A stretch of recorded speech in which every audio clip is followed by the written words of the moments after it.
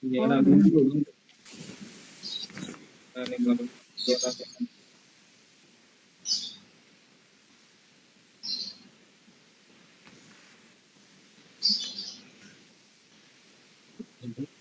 iya belum. sudah kan?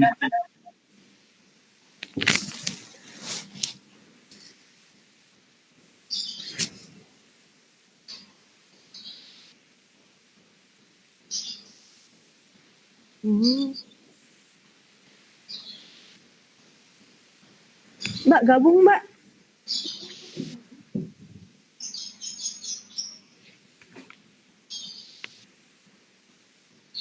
Tiga puluh tuh 9.30.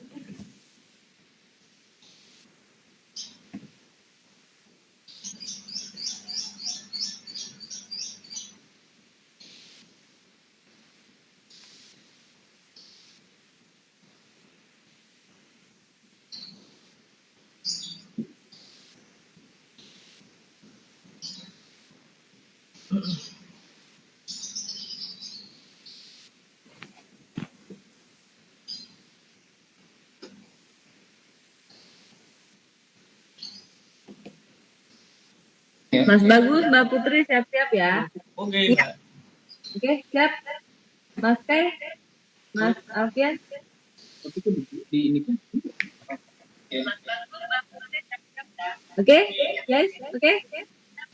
Satu, dua, mulai. Assalamualaikum warahmatullahi wabarakatuh. Selamat pagi teman-teman IG Perpustakaan UGM Kampus Jakarta. Pagi menjelang siang ini kita akan ngobrol santai bareng pustakawan sekaligus pemilik Raja Jaya Snack yang tokonya ada di Yogyakarta. Wah, kangen nih pasti sama Jogja. Udah lama kita nggak ke Jogja ya kan? Sebelumnya nih pas banget nih hari ini Hari Pramuka. Saya mau ngucapin dulu selamat Hari Pramuka. Oke. Kali ini cocok banget ditonton untuk teman-teman yang ingin memulai bisnis makanan ringan. Nah, sebelumnya saya akan memperkenalkan profil singkat beliau. Nah, beliau ini namanya Bagus Wijaya, tempat tinggal di Bantul, Yogyakarta. Pekerjaan saat ini pemilik Raja Jaya Snack dan pustakawan Fakultas Teknik. Oke, kita tampilkan video bisnis Mas Bagus ya. Silakan. Snack Raja Videonya Jaya bisa di utara ditampilkan. Gabusan, di utara Bundaran Gabusan. Ini mau nyisipin jajanannya, snack-snacknya di sini on-onan bisa kiloan bisa. Mau beli satu bal juga bisa. Jadi banyak banget. Dan di sini nggak cuma ya snack-snack yang manis, yang gurih, yang jarang ada kayak keripik bayem, terus ada grubi. Boleh nyicipin dulu, jadi bisa ngerasain fresh atau enggaknya.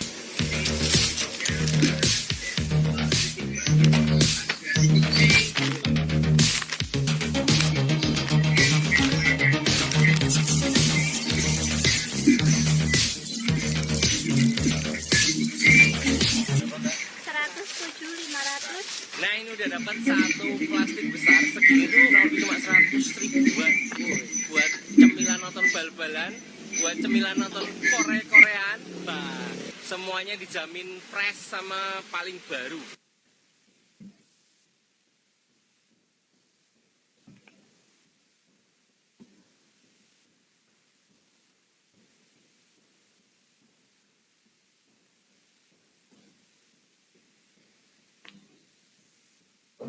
Oke, berikut tampilan cuplikan videonya.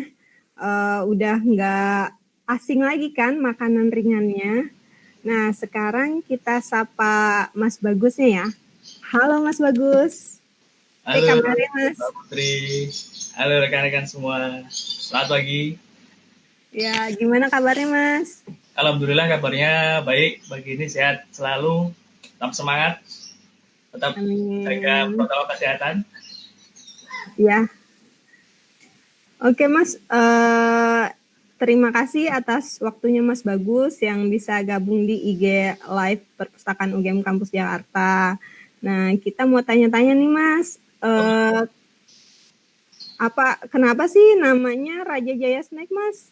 Oh ya, untuk nama usaha itu biasanya seorang memberikan nama suatu usaha atau tempat ataupun apa ya, unit usaha atau kegiatan atau instansi, biasanya ada filosofinya ya. Nah, di sini di tempat usaha saya di Raja Jaya Snack ini sebenarnya sederhana sih. Raja istilahnya kita bisa memimpin. Harapan itu jaya dan bisa sukses seterusnya sampai kapanpun, dan mohon doanya bisa tambah banyak cabang, tambah berkembang, bisa merajai. bisa merajai ya, seperti itu Mbak. Oke Mas, sebelum nyoba bisnis makanan ringan ini pernah nggak sih bisnis selain makanan ringan ini Mas? Kalau usaha pernah dulu pertama malah sempat pertama kali itu usaha saya bikin video syuting yang pertama.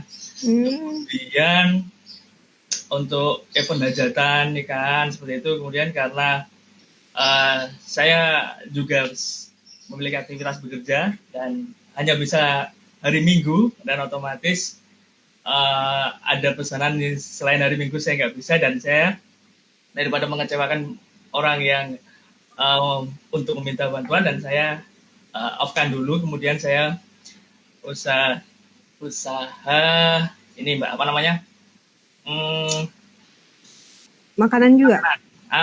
Makanan. Jadi makanan siap saji. Jadi pernah dulu buka usaha kremes, nasi ayam kremes, dan itu membutuhkan tenaga, effort yang lebih ternyata. Jadi harus menyiapkan bumbunya, harus belanja dulu di pasar, menyiapkan bumbunya, kemudian harus menata lokasi tempat jualannya, dan itu butuh waktu. Dan kebetulan dulu waktu saya usaha makanan itu bukanya sore sih Mbak, antara jam 5 sampai larut malam ya. Nah, itu ternyata membutuhkan tenaga yang besar, dan otomatis kan paginya saya juga kerja. Nah, saya merasa itu kok terlalu berat. Jadi setelah paginya saya merasa kecapean, dan itu bertahan 5 bulan, Mbak. Tapi lumayan, Mbak. Jadi udah ada pelanggan, karena dulu baru awal-awal booming ayam kremes plus sambal kremesnya itu, Mbak, itu laris banyak. Dan ya karena keterbatasan tenaga tadi, kita coba untuk merekrut orang yang bisa bantu kita, ternyata tidak sesuai harapan, dan ya saya off-kan dulu sebenarnya. Kemudian saya berpikir lah, usaha apa lagi sih yang bisa saya tekuni lagi. Nah, saya dalam pikiran saya itu ada konsep kebutuhan manusia ya. Kebutuhan pokok itu ada sandang, pangan, papan. Nah, kalau sandang itu membutuhkan biaya tidak terlalu besar, namun harus mengikuti tren. Kalau tidak pada tren atau mode yang diinginkan saat itu, itu pasti omset penjualannya tidak begitu memuaskan ya. Kemudian pangan. Nah, di pangan di sini ada banyak macamnya. Ada pernah yang saya lakukan makanan siap saji, makanan basah, makanan kering. Nah, di situ kalau saya melihat, saya sudah punya mencoba usaha di makanan siap saji dalam penyajian di tempat itu butuh tenaga, saya nggak mungkin, butuh tenaga yang lebih, nggak mungkin. Kemudian makanan basah semacam snack basah kayak lumpia, kue lapis, kayak itu masa konsumsinya cuma 1-2 hari ya. Nah, itu aja kalau penyimpanannya baik. Kalau itu saya juga untuk meminimalisir resiko, saya pilih yang makanan ringan, karena makanan ringan saya pernah mencoba itu beli makanan ringan, dia bisa bertahan sampai 1 bulan, dan itu saya memfokuskan dan yang memutuskan untuk coba saya tekuni usaha yang makanan snack dan camilan, dan akhirnya alhamdulillah sampai sekarang bisa berjalan, dan alhamdulillah sudah ada cabangnya seperti itu. Oh gitu. Ini kalau boleh tahu kapan mulai merintis bisnis ini Mas? Untuk mulai merintisnya itu dari tahun 2011 sampai sekarang. Ya lumayan, Udah lumayan. cukup lama ya. Ya sudah cukup. Udah banyak pengalamannya nih kayaknya. Iya sih Mbak, sudah banyak mengalami apa ya, Pasang surut. berbagai macam keadaan. Oke Mas, sekarang jumlah pegawainya berapa Mas? Nah ini kalau untuk yang membantu di tempat kami, kita sekarang 4 Mbak. Tadinya sih banyak sih Mbak, tadinya banyak, terutama pada saat momen-momen tertentu, kayak event Lebaran, Liburan, oh ya. kemudian hari raya. Nah di sini ada hari raya yang paling besar, titik puncaknya itu di hari raya Lebaran. Kemudian yang kedua itu Natal dan Tahun Baru Mbak. Jadi 2 event itu, kemudian selain itu hari liburan biasa. Nah itu memang waktu-waktu yang memang sudah saya amati tingkat permintaan kebutuhan snack itu meningkat di waktu-waktu tersebut. Dan apalagi Mbak tadi Pak? Jadi sebelum liburan itu tuh beda dengan pada saat liburan ya jumlah pegawainya. Jadi pegawai yang tetap pegawainya, ya. Saat ini 4 orang. Jadi nanti menuju ke liburan itu baru merekrut karyawan baru lagi atau gimana? Iya, maaf Pak. Jadi memang saat-saat Lebaran otomatis kita hanya butuh, saat momentum itu biasanya kita butuh untuk melakukan packaging kayak gitu, butuh sekitar 4 sampai 5 orang kayak gitu Pak. Kemudian memang sebelumnya sih, sebelum pandemi kita banyak, karena saya juga nggak tahu juga ya. Sebelum pandemi ini kebanyakan yang bantu saya itu pada resign Mbak, pada keluar dengan alasan nggak tahu kenapa. Mereka keluar itu ternyata pindah ke kompetitor. Nah seperti itu. Jadi tapi ya saya nggak apa-apa, nggak masalah. Yang penting rezeki itu yang atur yang di atas ya Mbak. Nah kemudian untuk saat ini yang bertahan, yang memang ya dari awal sampai sekarang ya itu 4 itu Mbak. Dan saya merekrut SDM yang bantu saya itu biasa saya ingin mengakomodasi warga di sekitar saya. Memang sih proses cara pemilihannya gimana? Cara pemilihannya seperti perekrutmen SDM pada umumnya sih Mbak. Di mana di lokasi tempat usaha saya tempelkan informasi lowongan, kemudian saya publish di grup Facebook untuk lowongan pekerjaan yang kita butuhkan. Kemudian sama konsep tradisional Pak, getok tular Pak. Apa tuh? Getok tular itu jadi kita minta bantuan orang untuk menyampaikan seperti itu Pak. Jadi, dari mulut ke mulut ya, yang udah kenal berarti. Nah dari yang terkenal. Dan saya mencoba untuk tidak merekrut itu SDM yang dia satu keluarga, satu rumah. Saya berusaha tidak merekrut seperti itu karena untuk menjaga profesionalisme kerjaan sih Mbak. Jadi biar ada rasa tanggung jawab, dan karena karena pernah pengalaman juga ada yang memang saya mencoba merekrut 2 orang dalam satu keluarga, suami sama istrinya saya rekrut, ternyata tidak sesuai harapan kami.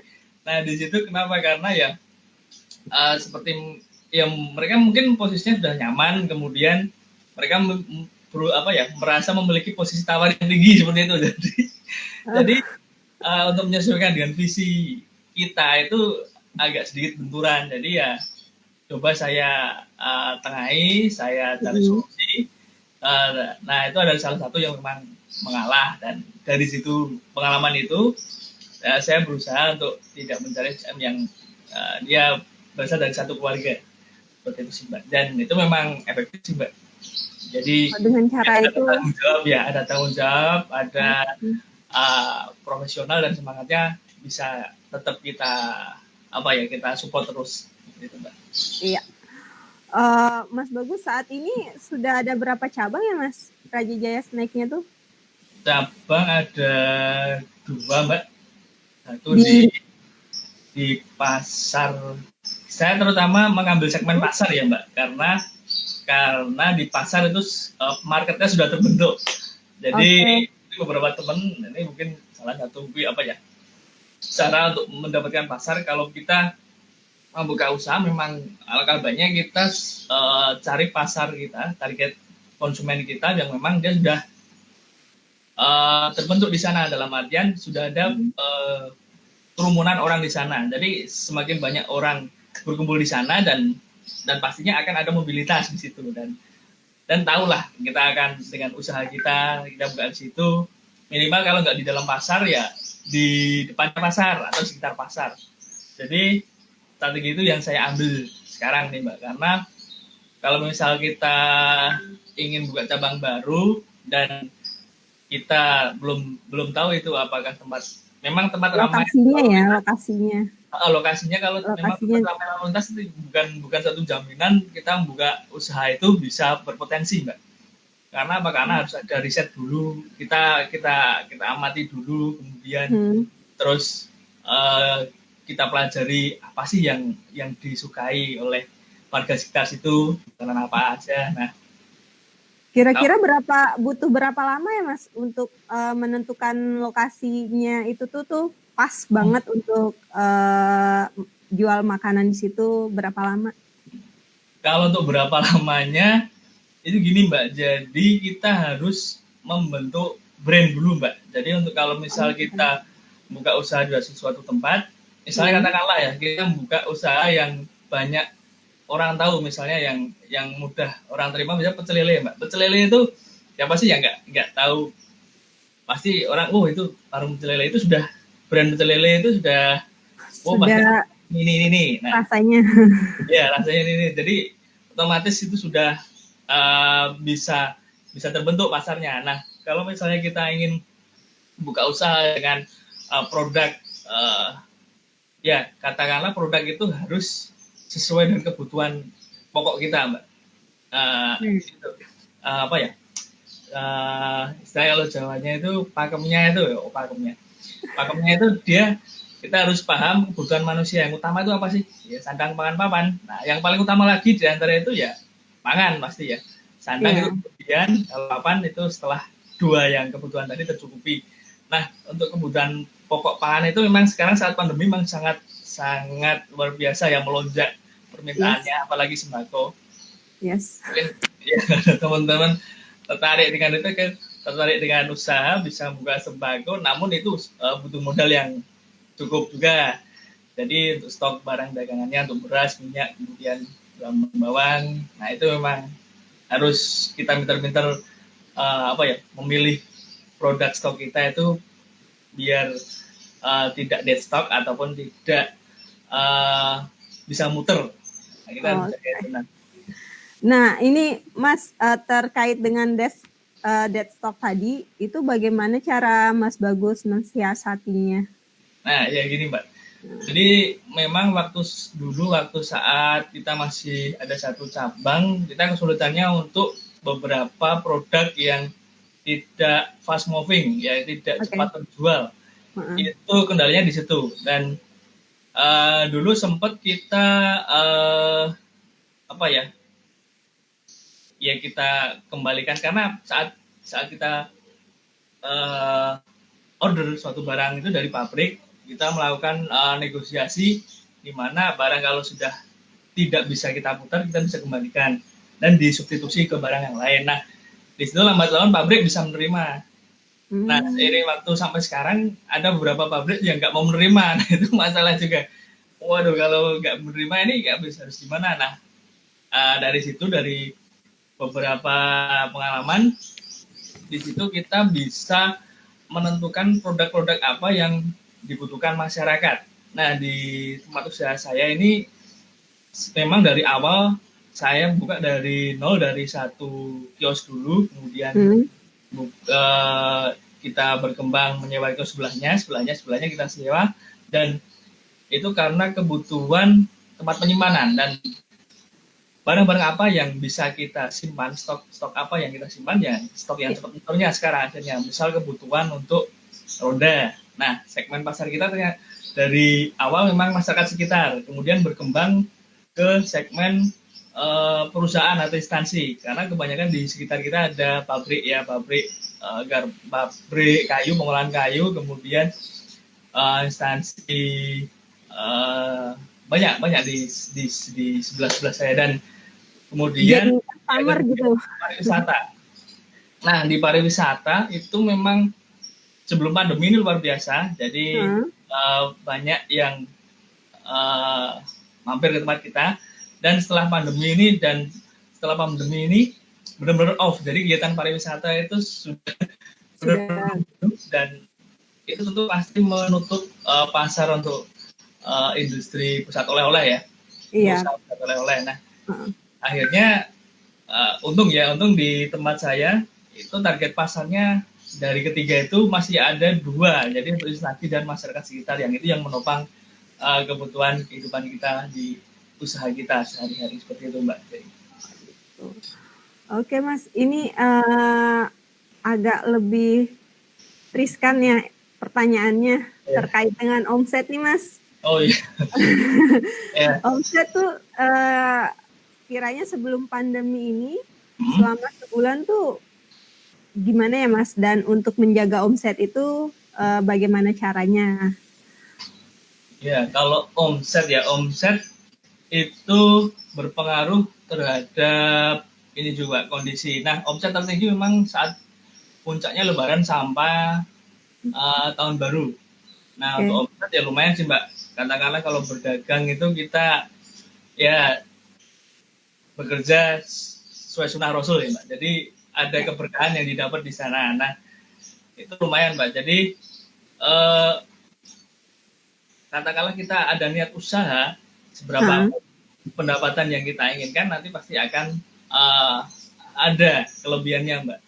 Ada kelebihannya, dan untuk menjaga itu kita menyesuaikan dengan kebutuhan pasar sekarang Mbak. Jadi kebutuhan pasar itu kayaknya seperti apa sih? Nah, di sini di tempat usaha itu kita menyasar masyarakat berbagai level. Jadi ada beberapa masyarakat yang sekarang ada yang kalau karena snack itu kan tadi di teaser di awal disampaikan juga bisa kita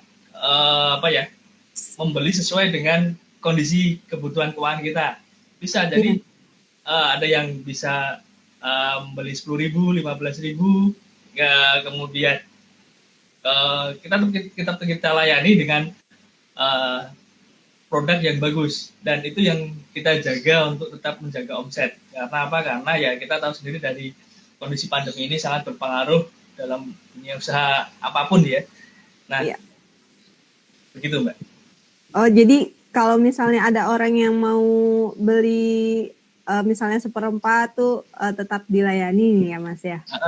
Bahkan kalau 1/4 mending ya Mbak, ini udah ada yang ngasih ya, saya punya uangnya segini ya, berapa? Oh, gitu. 10.000 lah. Nah, itu kita tetap kita layani Mbak, karena apa? Karena itu juga rezeki kita juga membantu orang yang mungkin dalam kondisi keuangan dia memiliki keuangan seperti itu, dan mereka ingin menikmati makanan yang mereka inginkan, ya kita coba penuhi itu Mbak. Jadi insya Allah nanti berkah Mbak. Dan itu ternyata sangat sangat membantu sekali, karena saya ada cabang juga di pasar, dan pasar sudah saya belajar pengalaman itu dari pasar memang Mbak, dari saya terjun langsung ke pasar, dan dinamika itu yang saya nikmati dan saya pelajari, dan alhamdulillah bisa bertahan sampai sekarang. Gitu. Ini Mas, ini kan saat pandemi ini berpengaruh nggak ya omsetnya tuh? Dan gimana cara Mas Bagus untuk survive saat pandemi ini? Oke. Kalau pandemi ini sangat berpengaruh Mbak, sangat berpengaruh, apapun itu ya. Nggak mungkin kalau kita bilang nggak berpengaruh, itu pasti berpengaruh. Nah itu tadi Mbak, saya mensiasatinya, saya tidak meningkatkan kualitas barang tetap yang sama, barang yang sama dari pabrik, namun beda kemasan ya. Kalau dijual sudah ada brand, ada mereknya kan, dia sudah dikemas sendiri, namun dari sisi saya itu berupa masih bal-balan ya, satu bal, satu karton, satu kardus seperti itu, dan itu harganya memang relatif sangat berbeda ya, dan berbeda, lebih murah maksudnya ya, dan kualitasnya tetap sama. Nah, untuk menjaga itu ya tetap kita layani tadi sesuai permintaan masyarakat sekarang, Mbak. Jadi kebutuhan sesuai kondisi ekonomi masyarakat yang ingin membutuhkan makanan yang enak, namun harganya bisa menyesuaikan kondisi keuangan masing-masing, tetap kita layani seperti itu, Mbak. Oh, oke. Ini Mas, apa namanya? Ini pertanyaannya sih udah cukup ya. Nah, ini mungkin ada pesan dari Mas Bagus untuk pebisnis yang baru mulai nih. Ini pertama kali tuh bisnisnya mereka ngelakuin apa aja untuk pertama kalinya. Oke, untuk rekan-rekan yang mau mulai usaha, ya niat yang pertama, niatkan yang kuat dulu. Jangan setengah-setengah. Oke. Niatkan yang kuat, kemudian jangan takut rugi. Ya itu sudah umum sih, banyak tutorial, banyak informasi yang bisa kita dapat di berbagai macam sumber, buku maupun media online ya, terutama di YouTube. Itu banyak sekali yang memberikan trik-trik atau menyampaikan kisah-kisah bagaimana awal mula berusaha, memulai usahanya. Yang penting niat yang kuat, kemudian jangan takut rugi. Itu memang temannya pengusaha ya, kalau nggak untung ya rugi. Namun bagaimana strategi kita untuk biar tidak rugi, kita bisa mengelola beberapa peluang-peluang kerugian itu, bisa manage itu. Kemudian tentukan usaha apa yang ingin Anda buka, Anda laksanakan ya, usaha apa. Nah itu ya, kalau saya sih, saya baginya sesuai dengan kebutuhan manusia, yaitu sandang, pangan, dan papan. Nah, di sandang itu sendiri, kemudian kalau misalnya rekan-rekan sesuai cukup modal ya di papan, pasti kebutuhan papan atau perumahan itu sangat dibutuhkan ya, siapa sih yang nggak butuh rumah. Nah itu juga berpeluang. Nah di pangan itu kebutuhan paling mendasar manusia, dan itu potensi yang besar juga sih kalau ingin kita memulai usaha. Dari ketiga hal tersebut yang menjadi pertimbangan untuk kita melangkah awal, dan tentunya setelah itu kita lakukan riset atau observasi, ya tanya-tanya nggak apa-apa sih, yang penting kita jangan malu bertanya, jangan malas untuk mencoba, jangan ragu-ragu, itu tetap semangat. Oke Mas Bagus, saat pandemi ini kiranya Mas Bagus berjualan secara online nggak ya, atau hanya offline aja?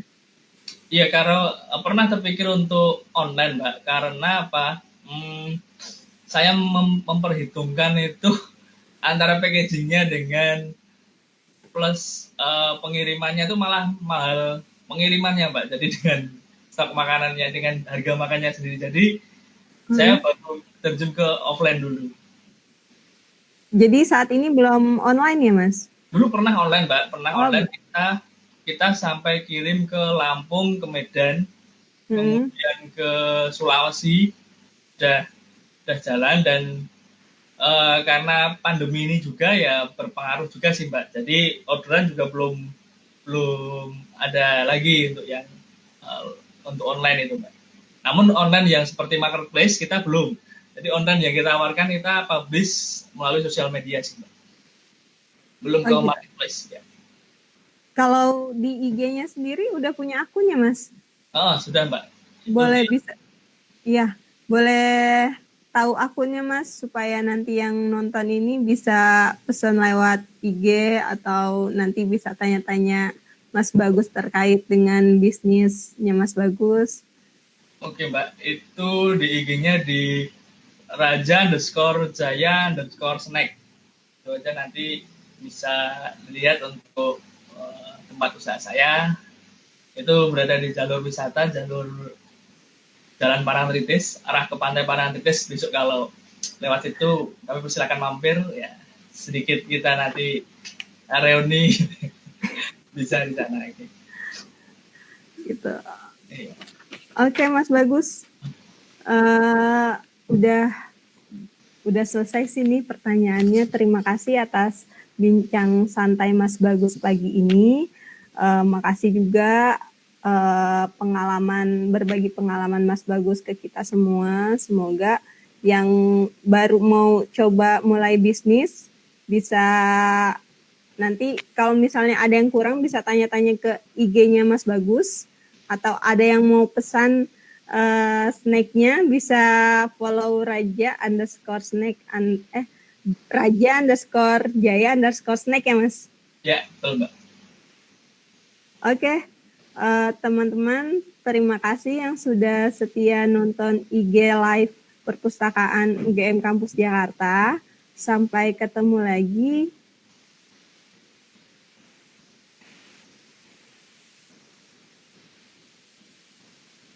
Sebentar Mas Bagus, ada pertanyaan nih Mas. Oh ya, oke Mbak, silakan. Bentar aku cek dulu ya.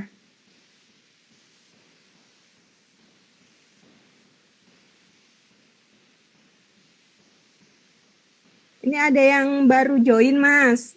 Ini nanya makanan yang apa? Ini jualan makanan apa gitu? Karena ini baru join orangnya. Bisa diceritain lagi? Oh iya, makanan yang coba kita usahakan di sini itu makanan ringan. Jadi makanan ringan itu ada makanan snack basah sama snack kering. Nah di sini saya memikir snack basah itu banyak resikonya kalau nggak cepat habis, banyak dead stock-nya. Kemudian makanan ringan itu dari sisi jangka waktu konsumsinya masih lumayan lama, jadi bisa bertahan lama. Dan saya milih ke makanan ringan. Biasanya rekan-rekan yang mungkin terbiasa dengan makanan ringan yang saya jual itu ada kacang goreng, kacang asin, kemudian ceriping tela, kemudian makaroni, dan kemudian gobi, kemudian tadi bayam goreng itu ya? Bayam goreng ada, bayam goreng, terus seledri goreng ada. Oh, seledri ada Mas? Ada seledri goreng ada. Baru dengar. Ada inovasi campur itu kayak campur, jadi ada wortel, ada bayam diiris kecil-kecil seperti itu dijadiin payek itu Mbak. Jadi itu gitu. Baru tren ternyata. Enggak hanya peyek kacang atau ikan ya, sekarang ada peyek baru lagi. Ada Mbak, peyek campur namanya. Jadi ada sayur-sayurannya. Jadi itu kalau misalnya mau diet bisa itu begitu Mbak. Jadi sudah tercukupi kebutuhan sayurannya. Kemudian ada ini kerupuk rambak sapi. Biasanya yang malah pelanggannya ini orang-orang yang sedang melakukan diet, Pak. Jadi cukup mengkonsumsi rambak sapi. Yang rambak sapi kita beda, Mbak, memang enak. Jadi cukup dengan makan itu, katanya sih kebutuhan proteinnya sudah tercukupi sih. Oh gitu. Ini Mas, ada yang tanya lagi, produknya ini dibuat sendiri atau punya pabriknya, Mas? Oh ya, untuk sementara kita belum buat sendiri, masih kita mendistribusikan atau menjualkan dari pabrik.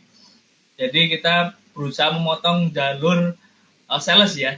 Karena apa? Karena kalau udah melewati sales, pasti untuk harga jualnya, HPP-nya pasti akan lebih tinggi. Apalagi kita menjual konsumen pasti akan lebih tinggi.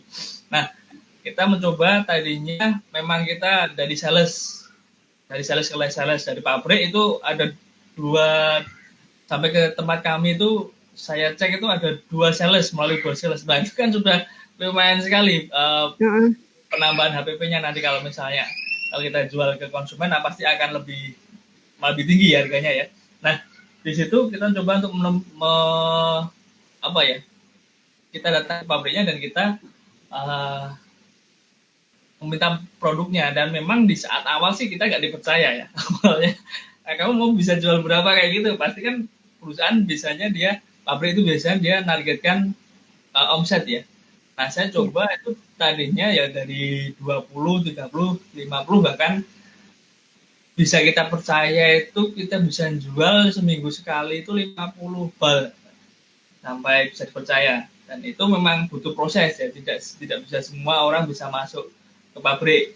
Jadi memang ya kebetulan kemarin saya itu cuma modal nekat aja sih Mbak, nekat nembusin pabrik. Ya alhamdulillah gak ditolak Mbak, banyak juga pengalaman itu ditolak, kamu siapa kayak gitu. Jadi mereka sudah punya jalur untuk distribusinya sendiri. Nah kita mencoba masuk ke situ dan alhamdulillah kita pas di situ pas diterima dan beberapa pabrik juga akhirnya ternyata kalau kita bisa menembus satu pabrik itu insya Allah nanti akan beberapa datang banyak pabrik yang ikut menawarkan produknya untuk dijualkan ke kita gitu Mbak. Jadi strategi itu yang dulu saya nggak tahu dan saya tahunya setelah saya memulainya dengan mencoba memasukkan proposal ke satu pabrik dan akhirnya itu tapi diuji dulu untuk penjualan stoknya. Pertama itu kita menjualkan 15 itu apa ya stick pedas itu ya stick pedas itu. Kemudian minggu kedua ya alhamdulillah setelah saya ngambil yang order pertama itu seminggu sudah habis 15 bal ya. Kemudian saya minggu kedua saya order lagi tambah mereka menambahkan 25. Nah, saya putar lagi dapat kemudian sampai 50 sampai 100 bahkan sampai sekarang itu 500 kita stok Mbak. Jadi sebelum pandemi ya. Kalau saat pandemi memang kita dijatah terbatas oleh pabrik karena untuk dibagi seperti itu. Nah, jadi di pabrik juga ada alokasi beberapa distributor yang memang dibagi biar seimbang nanti untuk proses pengiriman barang dan stok barangnya. Oke Mas, ini ada pertanyaan lagi terkait dengan packaging peyek itu gimana caranya Mas supaya nggak hancur? Kalau nggak hancur, nah itu juga saya juga masih belum masih mencari solusinya. Kalau yang langsung utuh ya kayak masuk ke tempat atau pakai bubble wrap gitu ya? Bubble wrap juga sama aja sih Mbak. Pernah kita karena kita saat pengiriman kan nggak tahu juga Mbak.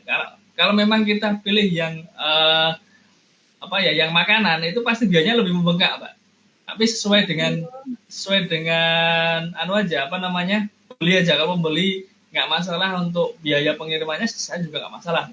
Namun kan beberapa sekarang biaya pengiriman itu untuk yang makanan itu kan nggak murah juga Mbak. Tapi beda dengan barang-barang yang barang mati untuk yang misalnya besi, pakaian, baju itu nggak masalah nggak. Jadi ketimpa-timpa ya nggak masalah. Kalau makanan kan pasti kalau ditimpa di atasnya.